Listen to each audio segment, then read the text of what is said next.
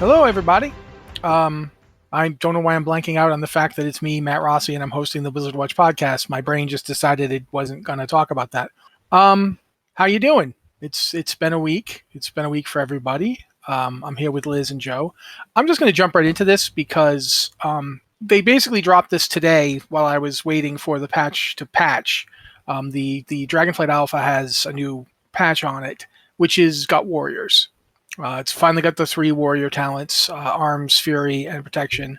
I'm currently messing around with the talents. I think it would actually be easier for me to talk about this if you guys ask me something, and I will try and answer it. Because right now, I'm having a really hard time explaining how I feel about this. So I'm going to go with Joe. Go ahead and ask me a question, Joe. So now that you have an actual look and hands-on with the talents, what is your initial reaction to them now that you've had your hands on them? They've taken way too much and made it talents to the point where there's no reason. If you pick a spec, you have to take these talents. They are spec defining. There's no way you're not going to. I mean, the Bloodthirst one is fine because it's literally the first thing you get in Fury. You have to take it, and every Fury warrior is going to have it. But Rampage is down the tree a bit, and it just... I keep feeling like, what is...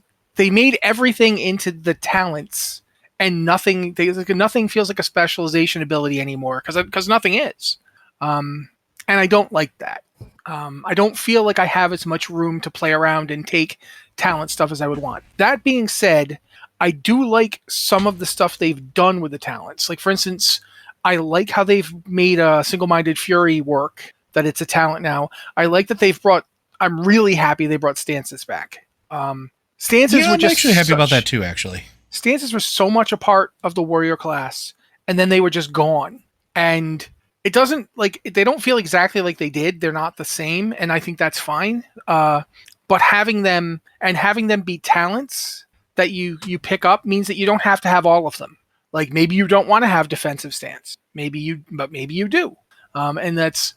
I would like it if they'd put in... Some of the talents are broken. Also, not broken in the sense of that's too powerful. Literally broken. Right now, yeah. They don't work. This is an alpha test. Yeah. You have to expect that. But in general, I'm like 50-50. Like, some of it really excites me and some of it really depresses me. And I am not super happy, but neither am I particularly upset, if that makes sense. Like, I feel like we will see more iteration, and I know I will be filling out reports when I'm done transmog farming and actually get to do some questing. Yeah, I definitely know that there's some stuff. I do like some of the ways they've structured things, and some of the talents where one of the things they've done with the talents for every class is they have that you get to a certain node, and this particular node is actually 2 talents, and you pick one of the 2. They've done really interesting things with some of the talents here for warriors. I noticed one for Prot, and I was like, ooh, that's interesting. There's a lot of interesting stuff there. So I'll say that much. Liz, ask me a question. I mean, they ask you a question? What kind of question am I supposed to ask you? That's not the one. That doesn't count. No, nice try, Liz. I'm confused. What am I supposed to go with here? Ask me something about warriors. Warrior is genuinely a class that I have never in my life played to max level in any expansion.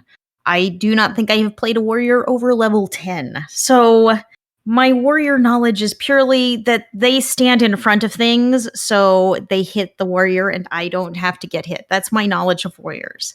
Well, that's a good time to me talk about the DPS specs then. There's 2 of them, Arms and Fury. Arms feels a little... There's a lot of stuff that they're bringing in from, for instance, I think 3 or 4 Covenant abilities are in here. There's a lot of stuff to discuss about it. I feel like this is the build that they were working on 2 or 3 alpha, internal alpha builds ago. They've moved on and they're doing other things by now. So it feels weird to talk about it to a degree, but one of the things that I do like is they've put some of the stuff that I would think of as talent specialization stuff into the class talent tree. I'm actually going to pop it open. Yeah, there we go. Can I butt in here? Sure. I think it's interesting that some of the stuff has moved into the class tree because that allows you to do that hybridization stuff. You can be like the protection warrior and maybe you grab some furious things if you want to lean that direction a little more. So look right here. I mean, I'm on the same. I know you guys can't see it, but for people who can see this, you can see right here. This is one of the things is you can get bounding stride, or you can get shattering throw, and they're very different. Like one of them is a movement ability. It reduces the cooldown on heroic leap, and it allows you to like increase your run speed after you use it. Versus shattering throw, which breaks. It ignores armor when it deals damage, and it does like 500% damage to absorb shields. So it's interesting. It's an interesting. Why are these two? Why are we tweaking between them? Another one is like up here. We've got Second Wind or Intervene, and if you look as you get down the tree. Like Shockwave is a warrior talent, not a fury talent. Yeah, there's a lot of that. I saw that. Well, I mean, not to interrupt, but like that's something I noted with like the shaman tree too. Like some of it didn't make sense why it was a shaman ability and not spec specific. I'm not saying that this doesn't make sense. In fact, I think this is a great move, and here's why. Shockwave is cool, and there's no like when it's just a prod ability. Only tanks get to have it, but I mean, this is now something that you could build your AOE spec around doing these shockwaves, and it's an arrow, it's a cone stun, so it won't just hit them; it'll stun them. You could have a bunch of warriors in your raid, and they all have shockwave, and they could just rotate it, and you could just stun things like for 2 seconds. That's an interrupt to everything in front of you. Unless it can't be stunned. There's lots of things you can't stun them, but if you can stun them, even if they have a bar around, that shield they put around interrupt so you can't interrupt things? Like if someone's got a cast bar with a shield, you can't interrupt it. If they can be stunned, that will stop them from casting, even if they're not interruptible. And that's, any warrior could have it. I mean, it's near the bottom of the tree, but it's really interesting. Like, and there's the Rumbling Earth talent that you could get, which is when Shockwave strikes at least 3 targets, its cooldown is reduced by 15 seconds. So you could get shock down from 40 seconds down to 25 seconds. And that's just right here in the tree. It's not in, this is a Fury Warrior. And I'm looking at it right here. It's really interesting. And they have stuff like, they have all the old arms specializations, like two-handed weapon specialization, which they have a work in progress thing on here that will allow you to dual wield and still specialize. Right now that's not there, but it will be available, which means that your Titan's Grip Fury Warrior could take two-handed weapon specialization. And it's an interesting philosophy that they're adapting. There's stuff in here like Spear of Bastion. I know Condemn is around here somewhere. I can never remember where it is, but I do know it's here somewhere. I'll look around for it. But they've got, here's Avatar, here's Spear of Bastion, there's that Shockwave. I mean, it's interesting, and I've been playing my Paladin, who doesn't have a Holy spec yet, which is real annoying for me because I play Holy when I play Paladins. But I've been playing the Ret and Prot ones, and they have a lot of similar kind of stuff. And it makes me wonder, like, since the Paladin, just straight up Paladin class tree is in, like, what's the deal with Holy? Why is it such a holdup? And it is just, this is, I have a hard time believing that they're going to release this by December. We talked about that before too. Like it's not though, like, I think we doubt their ability as developers or anything like that. It's a monumental task. If when they pull it off, I will be very, very happy for them. And if they do have to delay it, I will not be surprised nor particularly upset, because they are doing a lot of work. This is, every time I say something like that, people like get mad that I'm like defending Blizzard or whatever, but it's not a question of defending anything. It just, think about how many talent specs they're redesigning. And especially, like, one thing I like to point out is like the idea of like, this is something that when we have this conversation, people are, well, they use Agile and blah, blah. Basically, modern day Agile software development is everything is in crisis mode. So like, if they, in looking at the amount of work that they're doing with like the talent trees and the amount of revisions that they're probably going to have to do, like, one of two things is going to happen, right? Either it's going to have to get delayed potentially to make sure that it is actually functional, because the last thing I want to see is, and Liz and I have had this conversation offline, like, Holy Paladin doesn't seem like it feels good right now. And I can let Liz talk about that because I'm not the authority, but like putting the time in to make it feel good for players is kind of important, right? So like, I wouldn't be upset if they take more time with it. The other option is like they crunch, and we don't like crunch. Crunch is bad. Crunch burns people out and causes irreparable harm. So no. So, but yeah, what do you think, Liz? I mean, I'm not super thrilled by what I'm seeing on the Paladin side so far, but what I am enthusiastic about is that we have seen Blizzard seriously responding to feedback. Like, we've already seen some notable changes to classes and specs based on what the community has said. So I'm very curious to see, like, Paladins version 2, because right now, like, I've looked at Paladin's the only class I know well that has trees out, and they don't have trees for holy, like we said, and that's my spec. So I'm not 100% expert on red or protection, but like the Paladin class tree, there's not a lot of interconnectedness in it. It seems to really push you down. Okay, holy goes down to the left, protection kind of goes wherever the hell it wants, everyone takes the center, and retribution takes the right. Like, that's just how it's laid out, and there aren't interconnections where you could go back and forth. So everyone's going to take the center tree. Holy has to take the center and the left. Retribution has to take the center and the right. And protection has to take the center and then whatever it feels like. And it's just weird. It's laid out in a weird way. It also feels like every paladin has to take all of the top of the tree. Like, all of it. You just need it. And one of the things Matt was saying about warrior specs, about you could choose to have certain specs and stances. You could choose to have certain stances you want, right? I was thinking, oh, it would be cool if I could choose what auras I wanted and only have those auras.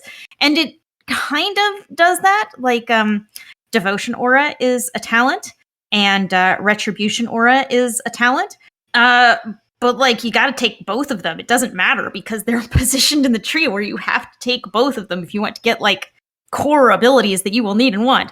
So, like, it's kind of like a choice, and it's kind of not a choice. So, yeah, what I'm really interested in seeing how Blizzard responds to this. And I have seen them respond to other classes. And it's going to be interesting to see what Paladin version 2 is. And the other thing, Retribution Paladins. It's like a hard split between AoE and single target. It's like you're picking AoE or you're picking single target, and never the two shall meet. Which, on one hand, that's kind of interesting. Because if you're like raiding and you're going into a situation that you know is like 99% single target damage, great. You spec straight for it and you go for it. You like really hone in your spec. And if you need to do AoE, change your spec. Do the other spec. You can save spec templates and you can move around as you needed as long as you're out of combat. You don't need to be in a rested zone. You don't need an item or anything like that. So it's kind of interesting, but it's also like, okay, Retribution doesn't really have cleave damage or anything like that. You have to make a choice to go single target or to go AoE. And that seems like a weird choice to not have anything in the middle. And Retribution is actually kind of like that right now. It's like when you're spending holy power, it's like, okay, I can hit the single target button or I can hit the AoE button.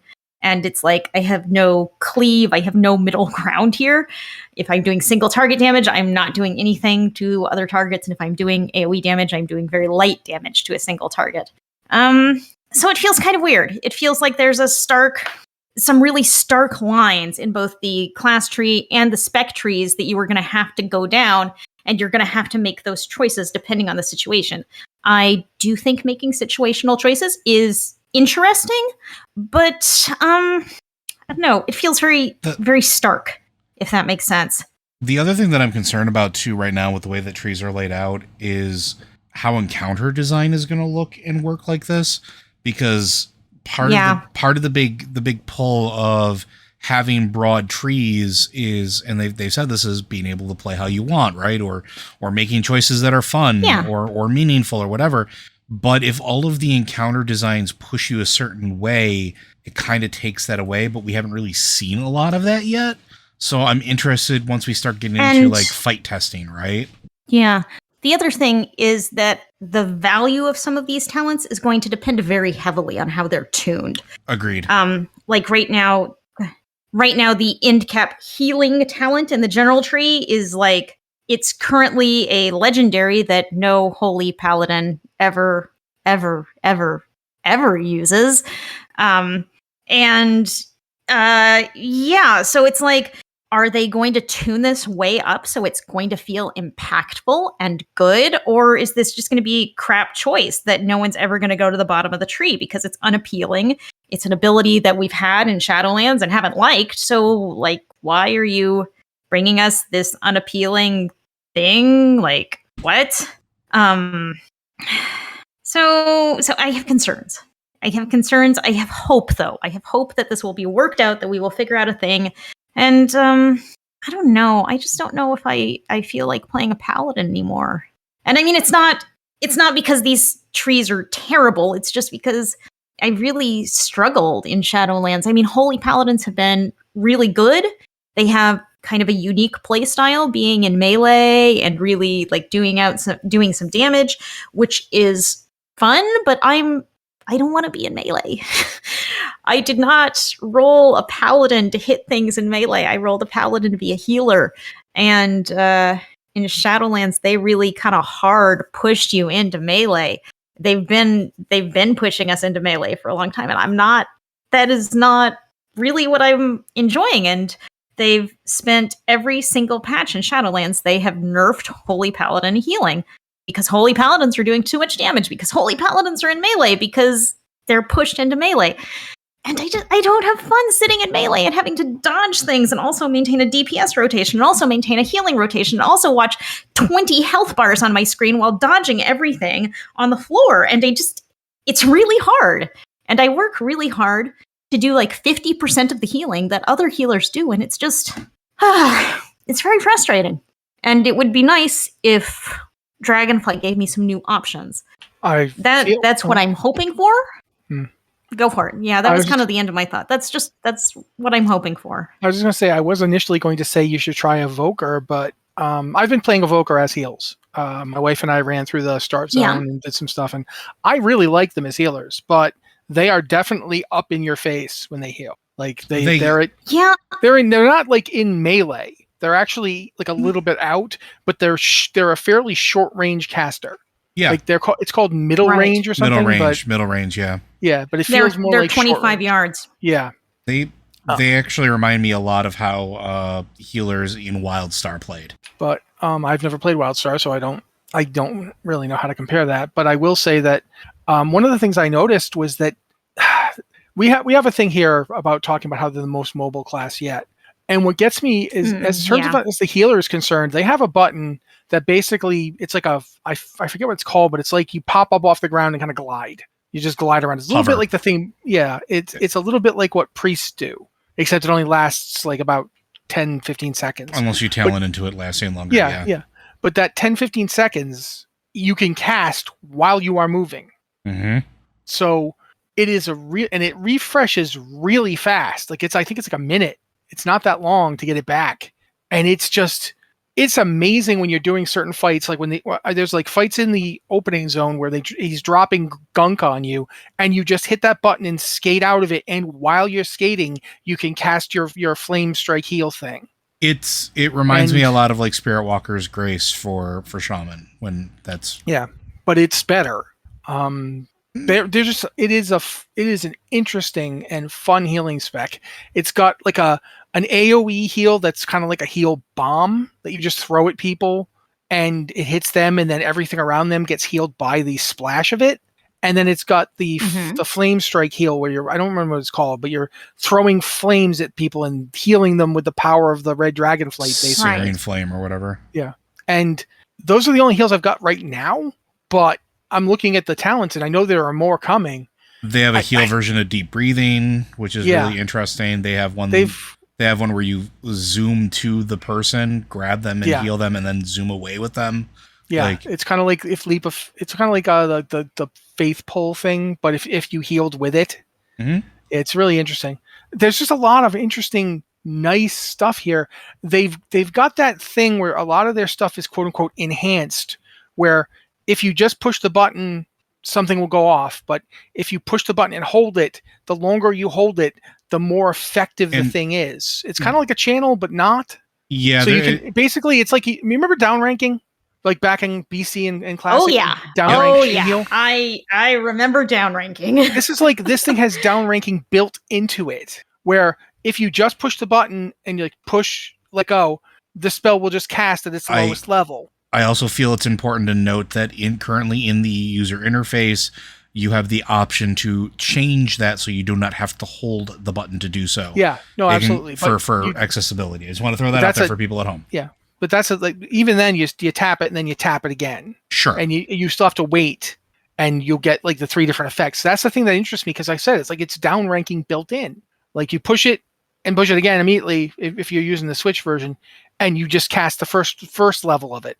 Or if you push it, wait, see it cross a bar, then push it, you get the second version. And if you go all the way to the end, you get the third version, which is the most powerful version. So the longer you wait, the stronger it gets. But you obviously have to decide, can I afford to wait and possibly get interrupted? And so it's just an interesting way of playing this. There's a lot to the Evoker as a healer. I have not done them as a DPS, so I can't speak to. Honestly, they feel the little bit of solo leveling I did before I decided, no, I'm just gonna play this with my wife, and I'm gonna spec heals, and she can worry about being DPS. I didn't like it. I didn't like them as a DPS class. It feels like it needs to pick. Like it's trying to be like the paladin that Liz was talking about, the Holy Paladin. It was kind of trying to be like a caster version of that, where it does stuff with its claws, but it does other things to do damage. But it just, I don't know. It didn't feel very satisfying to me, and I don't know that I can put it into better terms. Have either of you played an Evoker yet? Yes, quite a Liz? bit. I played a little, but I don't have a good feel for it. Like I haven't. As you say, it has kind of new mechanics. It has an unusual spell range. And it hasn't clicked with me the amount I've played it. I've played DPS. I haven't tried healing, though I've looked over all the healing talents, and it has some really neat things. It feels like a class that I just really need to play around with and have an extensive amount of time to play around with and do some dungeons and things before I can even understand what the heck is going on.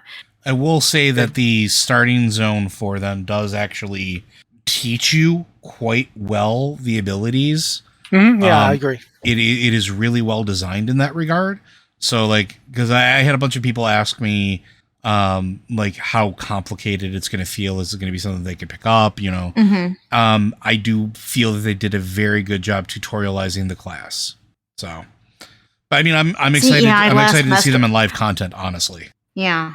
I last messed with them before the starting zone was out, so I haven't actually run through the starting zone. So maybe that's my error, and I need to roll a new one and go through the starting zone. Highly recommended. Yeah, the starting zone does really do teach you a lot. It does really do. What the heck is? But it does teach you quite a bit. Mm-hmm. We should. We could talk about the accessibility options. I kind of thought we did already talk about them, but we can talk about them again. Well, they're still tweaking them, I think, as well, right? Yeah. They've changed the interface every time they've put a new patch down. It's changed it again now, if you go look at it. Oh, yeah. But I will say, Liz made a good point in this email that a lot of these aren't new. Like, it's not that these are all brand new. It's the fact that they're all consolidated. Yeah. That they're all in one place, and they're relatively easy to find now. That's the real thing. I think a couple of them are still new. I think the disparate amount of colorblind options is new. I thought before they just had the one. No, now they've got 3. No, I'm afraid they do. They do have 3 in live game. Yeah, because I had to use them to in order to do the angry boss in. Why can't I remember the name of it? The Rage. The Rage of N'Zoth, because that thing was giving me a migraine. I had to actually turn on colorblind mode. But yeah, they have a bunch of different ones. Yeah, but they've basically consolidated everything. They did decide not. I mean, they've got a motion blur one for when the shaky camera or for screen motion stuff. I don't know if that's new. Quite honestly, I've never noticed the shaky camera thing before. But they have that in there now too. There is a fair amount of stuff there. So that's cool. I don't really have much else to say about it. The user interface options throughout have been really streamlined. The menus have been streamlined. Well, I don't think the arrangement of the menus has been changed since the game launched, hasn't it been? It's basically we've bolted more on to the existing menus. Am I remembering that right? You are. It's been very limited in its mostly mostly instead of changing, they just add stuff to things that they already had. Mm-hmm. Yeah. But this is so it feels like different. Like if you look at here, I've brought it up for people who are watching this stream. You've got the system, and then there's 4 subcategories of graphics, audio, language, and network. Then there's gameplay, and there's 5 subcategories of controls, interface, raid profile, social, and key bindings. And then there's accessibility with general, colorblind mode, and text-to-speech. By the way, text-to-speech, really interesting that they have this. This is mostly for voice chat, but there's a transcribe voice chat feature. There's a read chat text out loud feature. There's the speak for me in voice chat feature, which the thing will now you can even pick which voice you want it to use. I mean, what I think is interesting about the accessibility options and the entire kind of menu system overhaul is this is like Blizzard is looking at this for maybe the first time seriously since the game was launched and like modernizing it and making all of these options easier to find. One thing I would certainly do is, make that auto loot option auto checked when you roll a new character, which it's been 18 years and you still have to go dig through menus and find that option and click it. Yeah, I don't do auto loot bitter ever. Or anything. Yeah, for me, really? I hate that. No, I don't do auto loot ever. I want to know what I'm looting. Okay, so I'm one of those people. I'm You are weird. the one for which it's not. You're the person for which it is not auto selected. Yes, but the thing is, I'm a middle-aged white man, and I present as cisgender. So the world should revolve around me and only me. No, I think that they should basically they should probably make auto loot because just about everybody I know uses it. I definitely think that it should be easier to get in the first place. Just whether or not you want it auto checked, it should be easier to find even than it is now. They have made changes. Yeah, even in this modernized menu system, I still couldn't tell you where it is without like digging around. It's somewhere. But it's like they've looked at the menu system and just thought about it from a modern perspective for the first time in nearly 20 years. And it shows. It's much easier to find things. Things are grouped together in more reasonable ways. And it's not a change that's going to make or break your enjoyment of the game. It's not a change that's going to make you more powerful or less powerful. It's nice. It's nice that they took the time and thought about this because the game, needs this stuff. I am here, guys. Sorry, I'm just looking at the email. It's like, I'm not talking. I'm trying to think. I haven't done anything with the professions, so I don't know what to do. But they've brought in inscription and skinning. I was actually worried they weren't even going to have inscription because I hadn't seen anything for it. And I was like, okay, but they've brought in inscription and skinning. They've been bringing in professions like 2 at a time with each alpha build. So not all the professions are out yet. But yes, they rolled out skinning and inscription today. I'm interested in looking at skinning. Skinning is the first gathering profession that they've added to the alpha. Yeah, and I gotta say, I wasn't really thinking skinning really needed much of a revamp. I mean, do gathering professions need a revamp? I don't know. Yeah, we're definitely going to see if they have one. There's specializations. Maybe there's, I don't know what they are. I could go back to town and actually look. They have all the vendors up, but yeah. There are specializations for all of them. So it's going to be interesting. The professions are a lot more complicated than they used to be. And I think that's probably a good thing. What do y'all think? I'm going to let Joe talk, Joe. No, I've talked a lot, please. All right. I was just going to say, I remember picking up blacksmithing forever ago on my original main, who is no longer my main, but and he's been blacksmithing and enchanting since vanilla, and I have a lot of vanilla recipes on him that I'm never going to get because they don't even exist anymore in some cases. So I'm not going to change his professions, but I think in general I might start experimenting with professions now. Like actually, instead of just defaulting to, gathering and I guess I'll go with blacksmithing, or gathering and I guess I'll go with engineering. I'll actually look at leatherworking. I might go, especially if they've got specializations for gathering professions, I might go double gathering again, which I haven't done in a while. I used to go like blacksmith. I used to go mining and the skinning all the time because it was just such a great, you're leveling a character up. That's a great approach. Just to, throw all the stuff you get on the auction house. So if the specializations are cool, that's something I might do again. But I don't know. I don't know how I feel about professions that used to just be able to be done anywhere, now suddenly requiring like a table. Do you need a table to disenchant things? Or can you just disenchant anywhere? Do you know? Disenchanters can just disenchant anywhere still. Okay, good.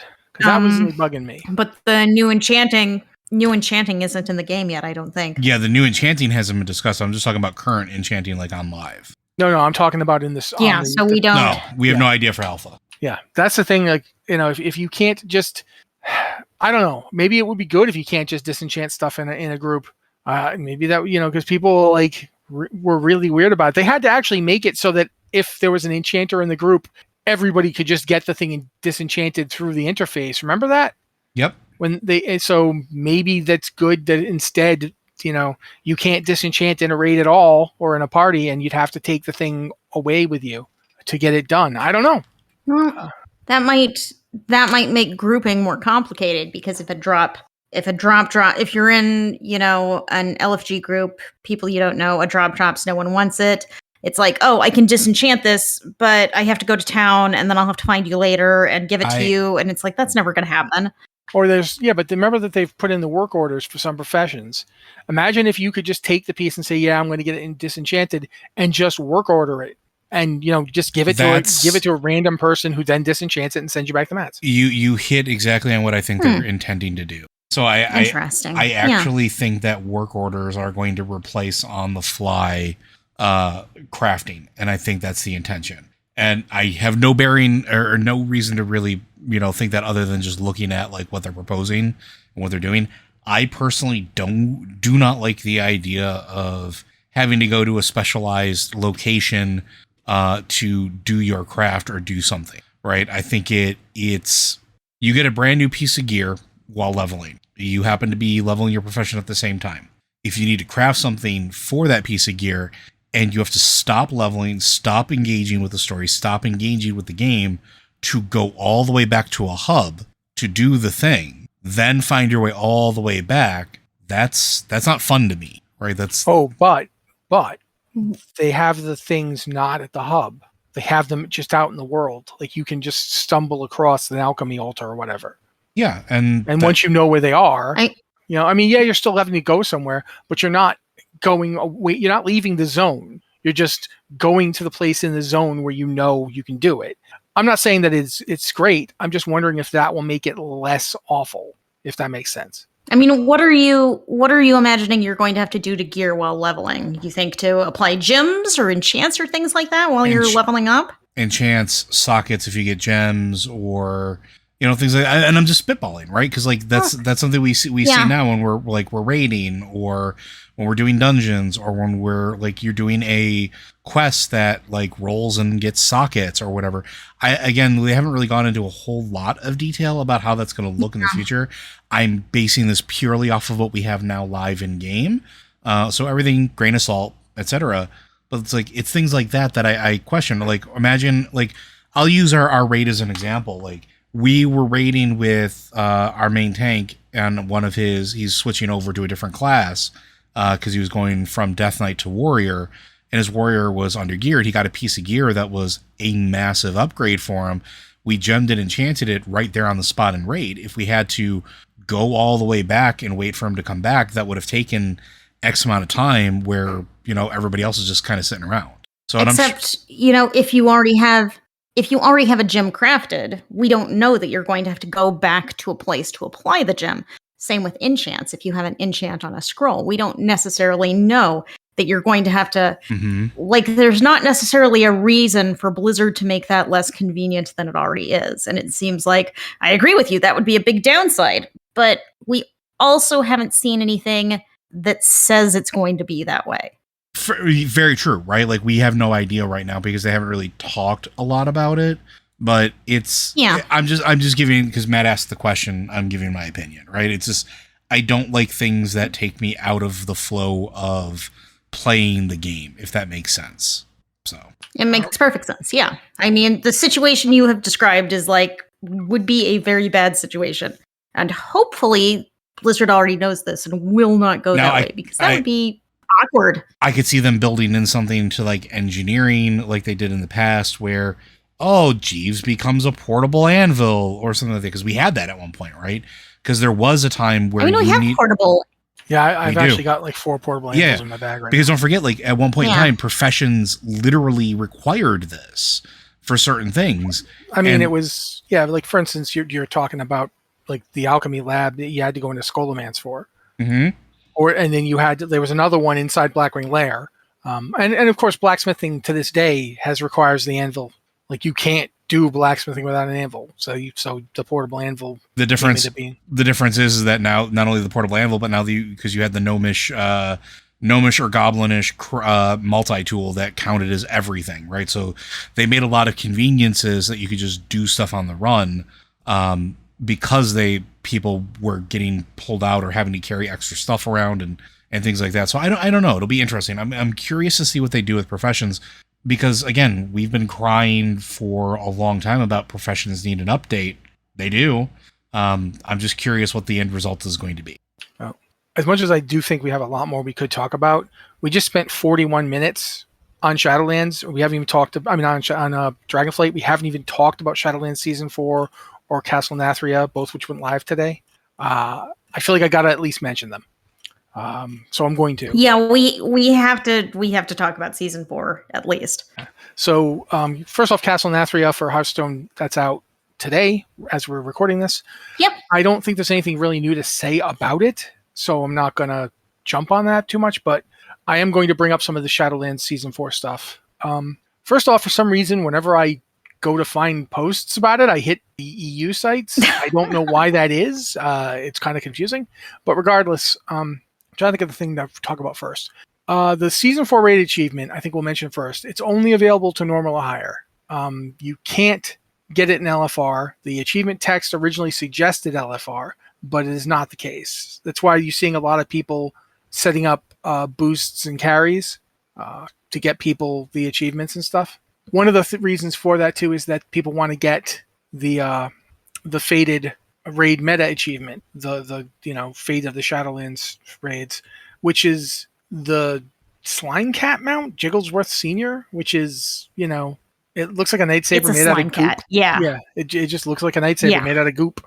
I am deeply not interested in this mount, but a lot of people are really unhappy that they can't get it, and a lot of people are like trying to get into guilds and so forth so they can. I don't like. I can see its skull. I can see its skull. And why does it have a skull and its backbone are clearly visible, but none of its leg bones are there? But regardless, a lot of people want it, so that's something people are talking about. The Shadowlands Winds of Wisdom buff, which was only in place till Season 4 started, that's gone, and a lot of people would like it back because they want it to extend it so they can use it to get Dragonflight characters. Like if they want to switch their alts or switch to an alt and change that to a main or what have you, they'd like to have the Winds of Wisdom buff, but Blizzard is not wanting to do that.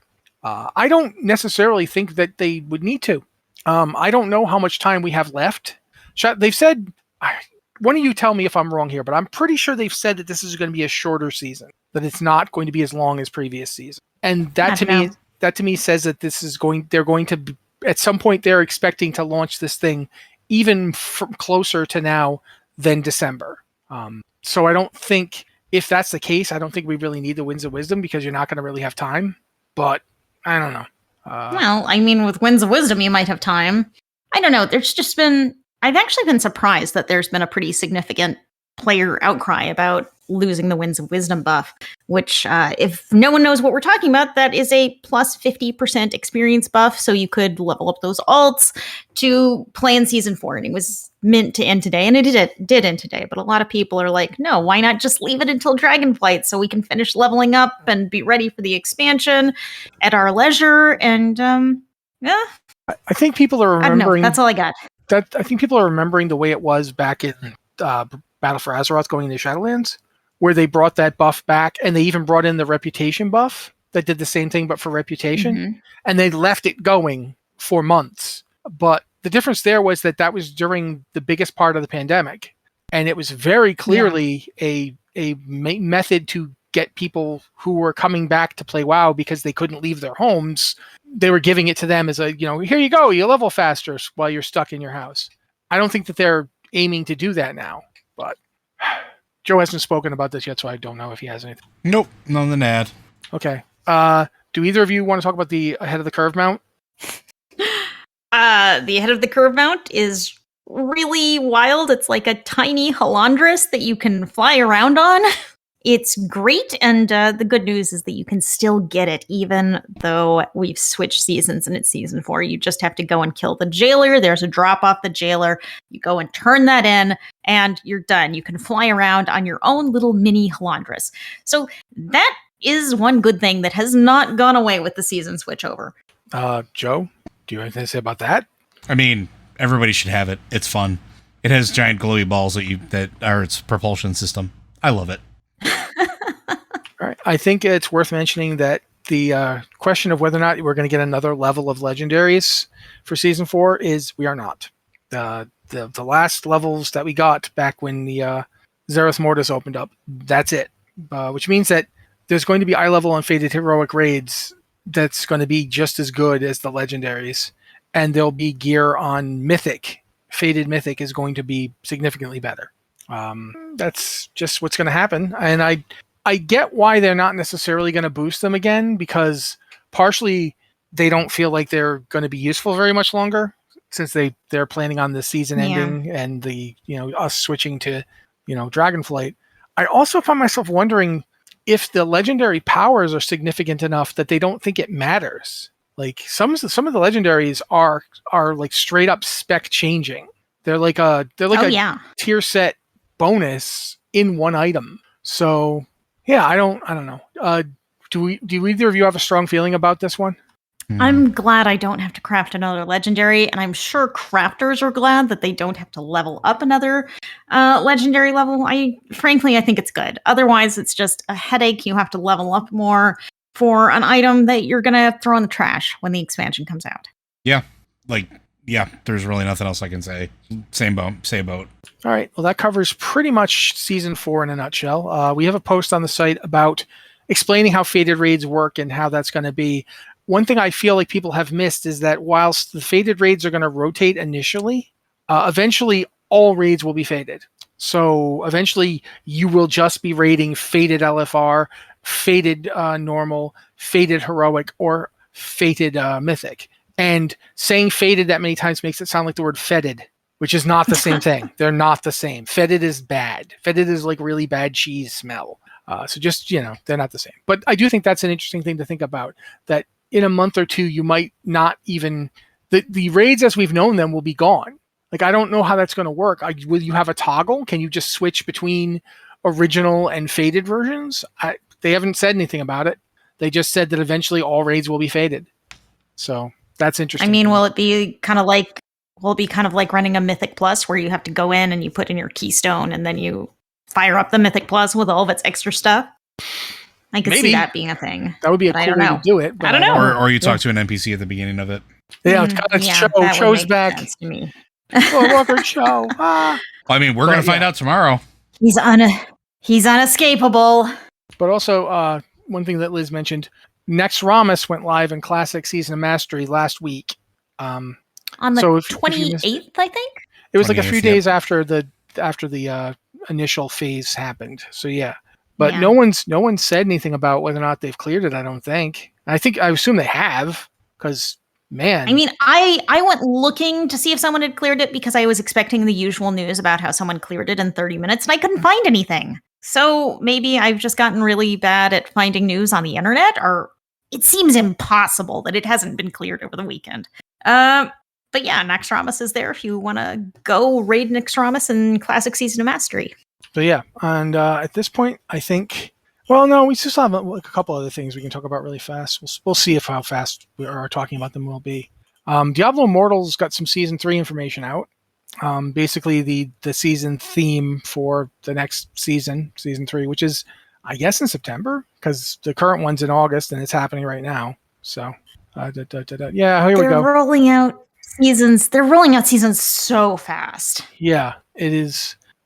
Well, Season 3 Battle Pass has got the Aspect of Justice thing, which is it's a cosmetic where you look kind of like Tyrael, except you're wielding like a pick instead of an axe. But I don't know, what that is. We've got the Wrathborn Invasions as a daily event where, angry demons show up. That's kind of a Diablo thing. I don't know how surprised you can be. But they're going to show up at 12 o'clock p.m. server time each day, which is like the most predictable thing. It's like, that's not, demons usually aren't this predictable. Usually these guys are like, oh no, they're here. Now it's like, yeah, get here already. Man, I gotta pick my wife up. Come on. So yeah, but there you go. That's actually looks kind of interesting if you look at the way it's going to work, because it sort of feels like the invasions from Legion. You've got this whole thing where people are like, you're attempting to keep them from getting control of the zone and stuff. It does feel a little bit like Legion, so that's interesting. And of course, there's the Hungering Moon limited time event, which I didn't know that the moon got hungry, and I didn't know it wanted blood. But there you go. That one's been in the game for a few weeks, though, hasn't it? I feel like that one's been around a little while. Well, right now that Hungering Blood thing is now, but it's a limited time event. It's not going to be around forever, apparently. But it says August 12th, 3 o'clock a.m. to August 15th, 3 o'clock a.m. That's when the next one will be, and I assume it happens regularly from there. But that's something that they're talking about. Oh, so maybe it rotates. Yeah, it reoccurs basically. Then there's Warband, Warband stuff. Vote to Kick is coming. So yeah, for people who just AFK their way through. So yeah, one thing I noticed trying to do raids in Immortal is that you'll start a group and you'll be waiting, and then someone will just be sitting there AFK, and you can't go into the raid while someone's AFK, but you also can't kick them because they're in the group. You can't kick them out of the group, and that seems a little backward thinking. It not very effective. So yeah, that's coming, and that'll be good. So yeah, we got that mentioned. I'm trying to think if there's anything else. No, we already talked about that. I did post the thing about Digimon Survive here, and I'm going to mention it because why not? I think at this point we're not going to get to any emails, which is hilarious because I asked people for questions after not getting any for a few weeks. So of course, we ended up talking for the entire podcast. Sorry, guys. I love that. There's so much going on. I do appreciate the questions. There's so much happening right now. But Digimon Survive got review bombed because a lot of people were unhappy that it is a virtual novel. It is like a virtual novel. It takes like 2 hours to get to actual gameplay or something like that. Yeah. The gameplay is nestled between virtual novel stuff. I don't have a dog in this fight because while I love the Digimon theme song, I've never played a Digimon game or even completely watched a single Digimon cartoon. I know almost nothing about this. I just know that I like the theme song. I literally just watched a video on this before the podcast. Yeah. So, because I was curious what all the hubbub was about. I just think in general, this I'm not going to get too heavy here, but the world we live in, there's so much stuff happening, and the thing you're mad about is a Digimon game not being what you expected, even though they repeatedly said it's going to be a visual novel. Like they didn't at first, but over the past year, they brought this up like 18 times. It's like at some point, guys, if you're excited about the game, you should pay attention to what they're saying about it. Like I get that, when they were first doing it, they announced it was going to be something different. But when they first announced Halo, it was going to be a third-person RTS type game. That's what the original announcement for Halo was. It was going to be on Mac because Bungie at the time made Mac games, and it wasn't until after Microsoft bought them. So those were the days. Well, would it have been great if you'd gotten a third-person Halo? What's really funny is apparently the whole reason Halo went first person was so they could drive around in the Warthog. I remember when Bungie was a Mac developer and they were working on a series called Descent, which was really cool and fun. And as a Mac user, I remember that very clearly. Microsoft bought them, and then it was no more games for Mac. Gone. No more Descent. You are making Halo for the Xbox forever. Yeah, and then once they stopped doing that, they made Destiny. So, which I like Destiny, but it's not Marathon. I really wanted a new Marathon series. But anyway, yeah. So the whole thing with the Digimon Survive and the review bombing, it's not even being review bombed because it's bad. It's being review bombed because it's a visual novel. And I don't know. Maybe I'm old, maybe I'm cranky, but I feel like review bombing a game just because you don't like a genre it's in, I don't know. And now we've got people, now there's like review wars over this, where some people are going in and giving it 5-star ratings to combat the review bombing. And it's like, I really didn't think my dystopia was going to be this heavily involved in people fighting over video games. I mean, and the funny thing is, or the sad thing is, this is common now. Like, it's happened with a whole bunch of games out there. Digimon is just, this is the latest one to get hit by it, right? Like, so many of the new games that are coming out, like, as soon as somebody latches onto it, or like it gets in a subreddit somewhere, or, you know, or some personality or talking head on YouTube decides they don't like it, people go and review bomb the games out there without ever touching them, playing them. They don't even know anything about them, but they're allowed to review them. I don't know. It's like you said, it's a dystopian hellscape out there, and there's so few things to be happy about. I don't understand why people just walk away. If you don't like something, that's fine. You don't have to like everything, and not everything has to be made for you. Just stop. But yeah, Liz, do you have anything to say about Digimon or this thing before we move on? I think visual novels are great. I want more of them. Let's do this. Okay. But I also know nothing about Digimon, so I'm going to go back to playing Boyfriend Dungeon. Yeah, all I know about visual novels is that people keep asking me what I think of them, and I'm like, I've never heard of that. Like, is Haddlefield Boyfriend, you know, the pigeon boyfriend game, is that a visual novel? I mean, I would call it a visual novel. I would absolutely call Haddlefield Boyfriend a visual novel. So I know one. I've kind of played one. Okay, there you go. But regardless, we've got like 2 minutes, and we have a bunch of questions. And the Tetsemi one, I think I kind of answered your question, Tetsemi. Just we were talking about Warriors stuff. But in general, I don't know how much fun this will be. Like, straight up, I can't answer that question because it's not finished yet. Mm-hmm. What I've done playing with it so far is it's okay, but the stances don't really provide enough to make them super fun. And I agree that maybe instead of having the stances they have, they should have maybe done some different ones. Because right now it's Battle, Defense, and Berserker. So it's the exact same stances we used to have back in vanilla. Why not throw in some other ones? Why not Gladiator stance, maybe in Prot? Why not, I just feel like there's ways that they could have made it more interesting. But in general, I like that they're bringing stances back. Do either of you think you can read Roxy's thing, and do you think we can answer it in like a minute and a half? Yeah, I think we could probably get through that, so I'll go through it if you want. Go. All right, for the podcast. Go for it. For the podcast, it is your goblin friend Roxy with the question related to the outrage around Jellycat and not being available on LFR. What are your best tips for fighting off social anxiety in game and finding a good guild? As a professional in mental health, it's sometimes hard to remove my knowledge on how to combat this. In my opinion, the game becomes much more fun when you do it with friends.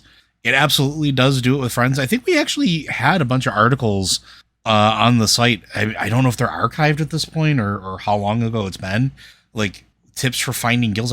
We ran stuff like that not too long ago, didn't we? Liz, I'm looking at you. Not within my memory, but I'm adding a post to the post queue right now because that's a really good idea. I mean, if we did do stuff about finding guilds, it's been many years. It's been quite a while since we had dedicated guild content because it wasn't very popular. But yeah, you're going to need a group for this. Yeah, and honestly, like, there's a lot of ways that you can go about finding a guild.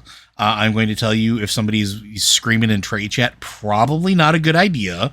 But a lot of the community discords, our Discord is a really great place. I've seen people join guilds based off of making mutual friends there and talking there. Twitter communities are actually out there as well. We used to have a bunch of blog communities that were dedicated to it. But it's just take your time and feel it out. That's really the best option, the best advice I can give. What about you, Liz? I mean, one thing I would pay attention to, warning signs. How do you get over the social anxiety people are going to tell about you grouping? Sorry, Roxy's in chat. Roxy's clarifying. How do you help people get over the social anxiety about grouping? That's a much more complicated question. I mean, that is a much more complicated question. I can share how it happens for me. You just have to... Yeah. What happens for me is that I usually know people who are in other guilds, and I'm like, hey, can I join your guild and maybe come along occasionally on, like, a couple raids? as a DPS warrior in the back, and no big deal. And they're like, okay, yeah, sure, you can join, and maybe we'll bring you along sometimes. And then 6 months later, I'm the main tank. This has happened to me. This happened to me every expansion up to Legion. Like, what happened? Why am I suddenly in front of everyone and wearing a shield? Where did the shield come from? What's going on? Oh, okay. Now I have to talk on Discord and tell people what to do. I have to tell people. I don't even know half of you guys. Okay. Hi, I'm Matt. I will be tanking this, I guess. Do any of you know the fight? No, because it's a brand new fight. That's great. I'm just going to charge him and see what happens. Okay. That's how it's worked for me. And I got to be upfront. It hasn't helped at all. I've been super anxious. I've been super anxious for how many years has it been? All of them. All of the World of Warcraft years. I'm very anxious when I tank. Anyway, don't do that. Don't join a guild and then suddenly find yourself the main. That doesn't help. In all sincerity, if you join a guild, make it clear to them what you want to do, what you're looking to do, and make sure that it's a good fit. And both ways, are they a good fit for if you're in a guild and you're recruiting somebody, are they a good fit for you? Do you get along with them? Like when Joe joined the guild he's in now, that Liz is now in, they of course immediately took to him because it's Joe and he's a lot of fun to raid with. You just say that because I kept you alive. No, I say that because, you allowed me to heroic leap into the middle of a group of oozes and then thunderclap and they were all like, kill this guy. And I was like, running away. But yeah, no, seriously. Finding the group that you gel with is a big part of it. Anxiety drops when you feel comfortable. When you feel like, okay, I can be me. I won't have to put up with anybody saying or doing anything that's going to make me feel uncomfortable. If someone does, I know the people here will tell them to knock it off. That kind of thing. I think it's a really big part of it. Liz was trying to say something. I want to let her answer. Oh, yeah, absolutely. And we lost Liz? Okay. I will then fill the time. The one thing that I do always remind people when we talk about social anxiety over grouping is when you're doing, for lack of a better term, pug group content, you don't owe anyone any interaction. And it's sometimes okay to remind yourself of that. While there does need to be some form of communication sometimes for some of these fights, you don't have to respond to somebody if it's not important or if it's not relevant to the fight.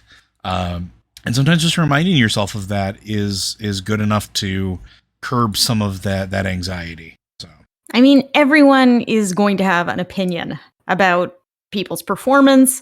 And, sometimes people are going to say mean things, but you have to disconnect yourself from that. If you can't find a group that's a perfect fit and you're going into random groups, which random groups can be very difficult because you never know. Even I have been healing in this game for 18 years.